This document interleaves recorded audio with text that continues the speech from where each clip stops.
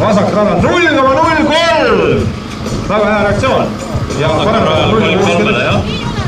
ja, aga keegi võiks ikka 0,000-iga ära panna.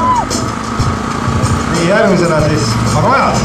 Kalibraga. vasak rada 16,51, parem rada 16,55. järgmisena. jälle oli üsna põnev meil, ütleme 0,04 sekundit.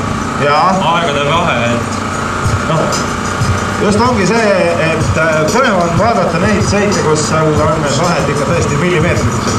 võrdsed jah, siis on ka nendel juhtidel seal, et ega see kui nii väike vahe on 0,04 sekundit, ega siis sa seal silmaga ei näe, sa oled finišis, et kuhu ma võitnud, siis pead juba ajaga. ja siis on ikka ajaliselt vaja lõpuks asi paika panna. nii, aga järgmisena meil Opel Calibra ja Nissan Almera.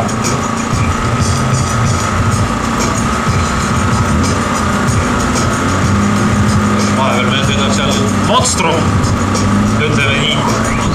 Monstrum on meil selle jaoks, et kui te keegi põssa panete, siis saate on kes välja tõmbab. jah, kusjuures ma võin öelda järgmise auto kohta, mis meil vasakus vahel sisse tuleb, et temala, mitte küll vist selle omanikul, aga sellel autol on väga hästi meeles eelmise hooaja suht märjal toimunud lõppkiirusvõistlus, kus ta ikka, no ütleme nii, et läks sütt siia-sinna käest ära.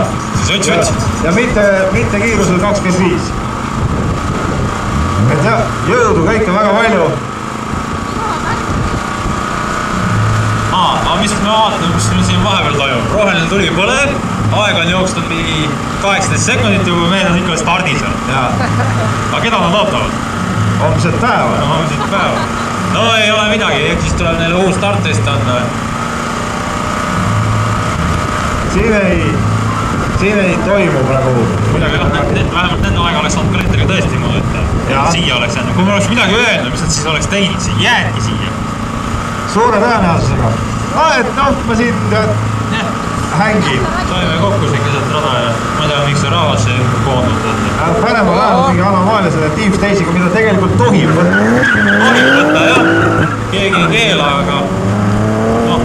aga siit läheb selgelt Calibra eest ära. Läheb ära. ja kus ta läheb siis reaktsiooniga 0,41, parem rada 1,1, ajad siis